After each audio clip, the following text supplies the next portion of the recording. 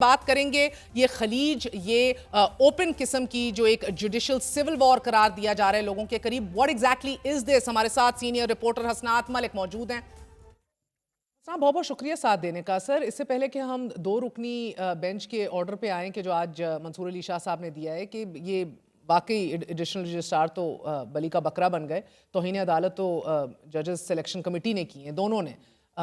मगर एक जो 6 रुकनी बेंच, 6 जजेस पर मुश्तमिल बेंच दूसरी तरफ बैठा बादअज़ाम, वो इतना हाईली चार्ज क्यों था? देखिए, एक तो मेरा ख्याल है कि जस्टिस मंसूर अली शाह का जो रिटर्न आर्डर है उसमें कमेटी को जो कहा गया है कि उन्होंने फैसले की वायलेशन की और एक किस्म का उन्होंने चार्ज उन पे लगा दिया कि उन्होंने तौहीन अदालत की। फर्दर प्रोसीडिंग के लिए उन्होंने फुल कोर्ट मामला भेजा। हाँ।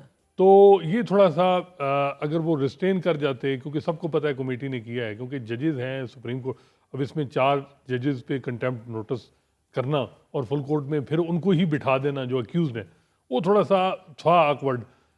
दूसरी तरफ ये है कि जो आज 6 जजेस ने किया वो जो है वो एक मैटर था उनके पास, intra court appeal registrar, additional registrar की। इसी की नजरबाज उन्होंने कहा की जी मेरा चार्ज जो है वो डिस्चार्ज हो गया नोटिस, तो मैं केस विड्रा करता हूँ। लेकिन बाजार ये लगा कि उस पे 2 जजेस ने उस पूरी प्रोसीडिंग को अपॉर्चुनिटी जाना और एक किस्म का प्रेस कॉन्फ्रेंस वाला माहौल बना। मीडिया के सामने रिमार्क्स दिए गए, जैसे मंसूर अली शाह को यानी इनडायरेक्टली अटैक किया गया और ये भी कहा गया कि जी हम तो तंज किए गए बहुत ज़्यादा, और ये कहा गया कि जी हम तो सिर्फ जो है वो अदालती फैसले नहीं मान रहे, हमारे कंटेम्प्ट जो आइन को नहीं मारा उसकी क्या सजा है। तो बज़ाहिर वो उस तरफ जा रहे थे, आर्टिकल 6 की कोई बात बेसिकली वो वाली लॉजिक के अदालती आपने बेसिकली ऑर्डर की वायलेशन करनी है या आइन की वायलेशन करनी है, हम तो आइन के साथ चल रहे हैं। मगर इंटरेस्टिंगली देखें, जस्टिस जमाल खान मंदोखेल और जस्टिस मजहर जो हैं वो ही सबसे ज़्यादा आज बात कर रहे थे। इन्हीं दो के हवाले से जस्टिस मंसूर अली शाह ने खत भी लिखा था कि उनका क्या एतराज़ था, इनको क्यों नहीं होना चाहिए बेंच का हिस्सा? देखिए, उनका ये था कि जुडिशियल आर्डर मेरा है। हाँ। जुडिशियल आर्डर के बावजूद भी कमेटी ने मामला आईनी बेंच को रेफर कर दिया और जुडिशियल आर्डर को इग्नोर किया इन्होंने। और ये दोनों आईनी कमेटी का हिस्सा हैं। कमेटी का हिस्सा तो ये अपने केस में ही कैसे सुन सकते हैं जिधर कंटेम्प्ट हो रही और है? वो बात लॉजिकल भी है। हाँ। तो ये जो आज इन 2 जजेस की तरफ से आई बातें, ये यानी अनप्रेसिडेंटेड जो जिस आपने इतनी देर रिपोर्टिंग की है, कभी आपने अपनी पूरी रिपोर्टिंग करियर के अंदर इस तरह की तल्ख कलामी और ओपन जाइब्स बगैर ये लग रहा है कि ऐसा माहौल बनाया जा रहा है कि मंसूर अली शाह को आइसोलेट किया जाए, और कर चुके हैं काफ़ी तक जजेस।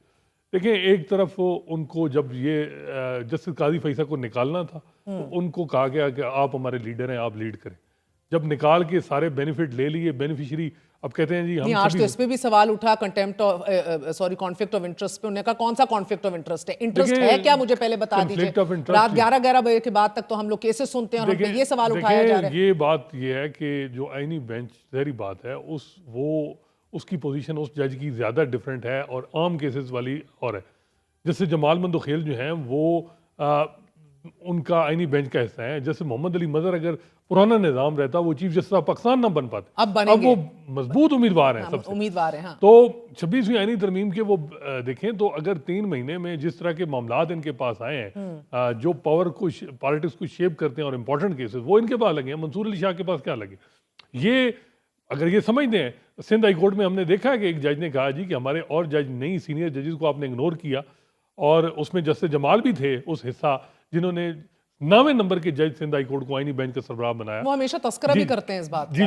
तो वो एक जज ने सिंध हाई कोर्ट में कहा जी कि मेरे 8 सीनियर जजेस को इग्नोर किया गया, मैं आईनी बेंच कैसा नहीं बनता। जमाल मंदोखेल साहब भी अगर ये बात करते तो फिर बात थी। वो कहते हैं जी मुझे आइन का तकाजा है, मैं बैठता हूँ। तो आइन में तो आर्टिकल 211 में बड़ा वाज़ेह है कि सुप्रीम जुडिशियल काउंसिल की प्रोसीडिंग किसी कोर्ट ऑफ लॉ में चैलेंज नहीं हो सकती।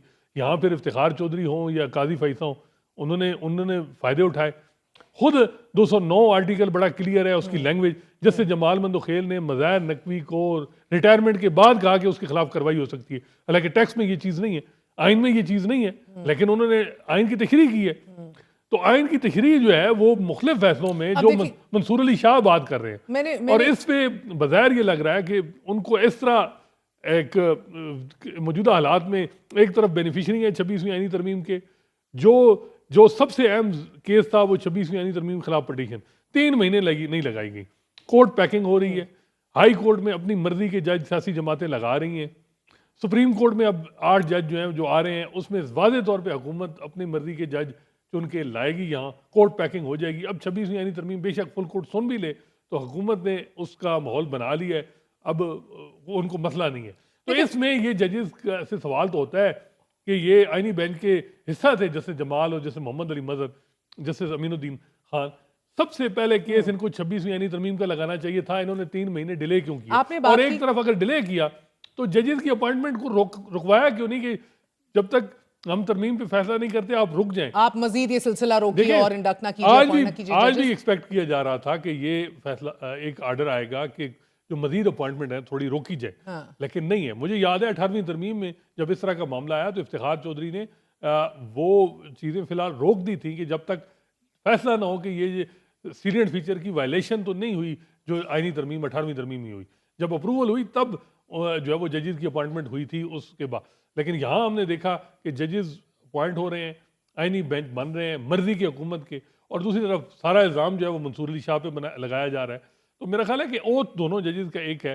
तो तकाजा तो ये है कि यहाँ जो है वो सुप्रीम कोर्ट की बात की जाती और कहा जाता है कि जी नहीं, हमारे सामने जो 26वीं यानी तरमीम के बाद टेक्स्ट है वो बड़ा क्लियर। देखिए आइडियल सिचुएशन में हसनात, आज जब 6 रुकनी बेंच बैठा था और विड्रॉ करना चाह रहा था आपका एडिशनल रजिस्ट्रार, विड्रॉ करके मामला खत्म हो जाना चाहिए था उधर ही, जिस तरह अतर मिनल्ला साहब ने भी कहा, ठीक है ना। मगर ये बात बढ़ाई गई, सुनी गई, मजीद सुनी गई, और उसके बाद आप कह रहे हैं कि आपने कभी इस तरह के रिमार्क्स और ओपन बैशिंग नहीं देखी।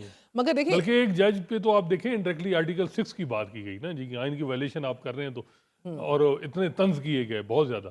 तो मेरा ख्याल है कि मगर आप जो कह रहे हैं मंसूर अली शाह साहब आइसोलेट हो गए, आज अतर मिनल्ला साहब ने भी जब ये बात हो रही थी, जब जस्टिस मंदोखेल और जस्टिस मजहर साहब बात कर रहे थे, मेरा जज तेरा जज अब बैठेंगे नहीं, जजेस कमेटी में नहीं बैठेंगे, अगला कोई इल्जाम लगा दिया करेगा, ये क्या तरीका कार है, यू नो ये इसको तो इंडोर्स किया अतर मिनल्ला साहब ने। देखिए अतर मिनल्ला साहब भी मेरा ख्याल है कि उन जजेस में से हैं जो समझते हैं कि मौजूदा हालात नहीं है कि हमें जो है वो इस किस्म की कंट्रोवर्सी विद इन इंस्टीट्यूशन बनानी चाहिए।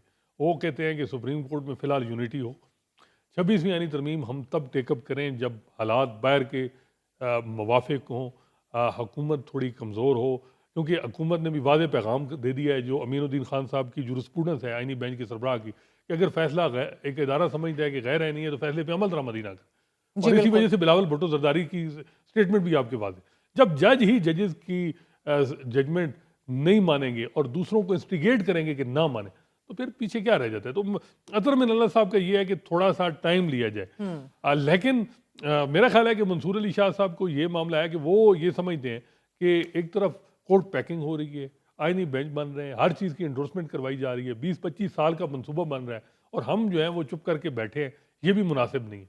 तो ये एक मसला आ रहा है। और मगर जस्टिस अतर मिनल्ला ने आज कहा हसनात कि ये ऐसे तो आधे जजेस कोर्ट में बैठ ही नहीं सकेंगे, तो उन्होंने तो ये इंडोर्स किया। उनका ये था, और ये बात ठीक है, क्योंकि उनका ये था कि कंटेम्प्ट का मामला चीफ जस्टिस और कमेटीज को नहीं इस तरह कहना चाहिए था कि उनको ये सारा कुछ अवॉइड हो सकता था अगर जस्टिस याया अफरीदी साहब पिछले 48 घंटों में ही कोई एक्शन लेते। सारी जिम्मेदारी चीफ जस्टिस याया अफरीदी पे है। याया अफरीदी जो है बजाय इसके कि वो सुप्रीम कोर्ट को मजबूत करें, वो आईनी बेंच को मजबूत कर रहे हैं।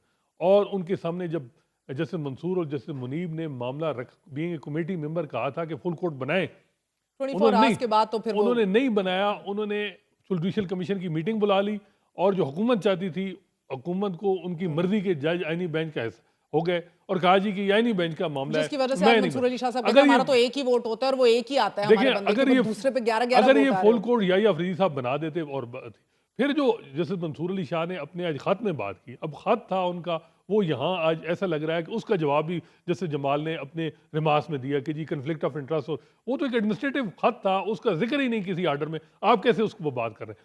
वहाँ ये बात हुई कि जैसे याया अफरीदी ने, मंसूर अली शाह कहते हैं कि वहाँ बात हुई कि मैं 4 रुकनी बेंच बनाऊंगा।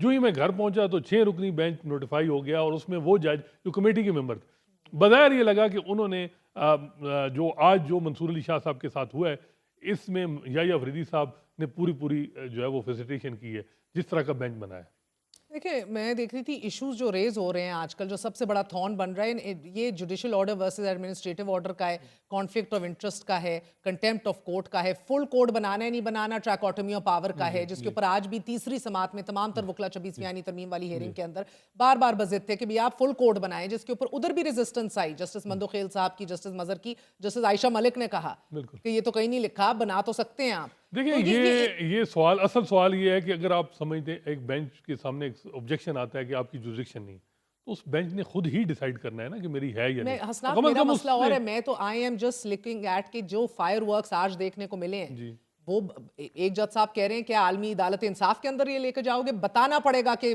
कॉन्फ्लिक्ट ऑफ इंटरेस्ट क्या है, इंटरेस्ट क्या है पहले बताना पड़ेगा। He is एडमंट। सो आप कह रहे हैं कि even if the present entire set of all the judges of the Supreme Court sit down, sir, ये तो एक रेसिपी फॉर डिजास्टर लग रही है, ये तो जुडिशियल सिविल वॉर आप रिपोर्ट कर रहे हैं ऑन अ डेली बेसिस माजरत के साथ।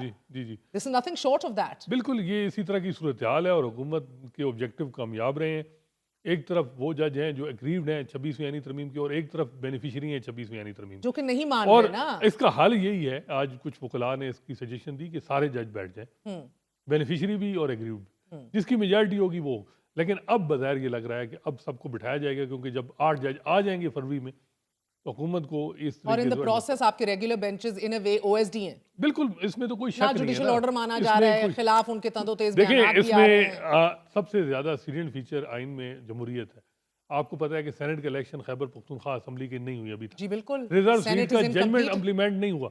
उस पे काश जैसे मोहम्मद अली मजहर जो खुद सेक्रेटरी हैं वो कुछ सवाल करते, लेकिन नहीं किया गया। मगर ये सवाल उठा है अदालत के अंदर, वो जैसे आयशा मलिक ने जी किया। बिल्कुल। तो देखें ये इख्लाफ है जजेस, देखें इस वक्त शदीद इख्लाफ है, लेकिन हुकूमत की कोशिश ये है कि आईनी बेंच को मजीद मजबूत आपको किया जाए। इख्तलाफ किस तरह का लग रहा है? 8-7 का लग रहा है? अभी अभी तो आप कह रहे थे वो अकेले हो गए हैं, but they still justice Sadat देखिए हैं, वहाँ जो जस्टिस आयशा 8 मलिक हैं, जो मंसूर 7 अली शाह हैं, साहब के साथ, 7 हैं वो भी इस चीज़ पे अकील नहीं अब्बासी है। साहब हैं। 7 जो हैं उनमें भी ये इख्लाफ है कि टाइमिंग पे, जैसे मैंने बताया, वो समझते हैं कि 26वीं आईनी तरमीम ठीक नहीं हुई, लेकिन टाइमिंग पे उनको मसला है कि टाइमिंग फ़िलहाल नहीं है, हमें फ़िलहाल जुडिशियल रिट्रीव करनी होगी, हमें जो वो इंतज़ार करना होगा तो और इस मामले को। लेकिन दूसरी तरफ ये है, जब जज ही भर्ती आप करवा रहे हैं मौजूदा निज़ाम से, और अब सुप्रीम कोर्ट में 8 जज आ जाएंगे, तो फिर और क्या आप इंतज़ार करना है।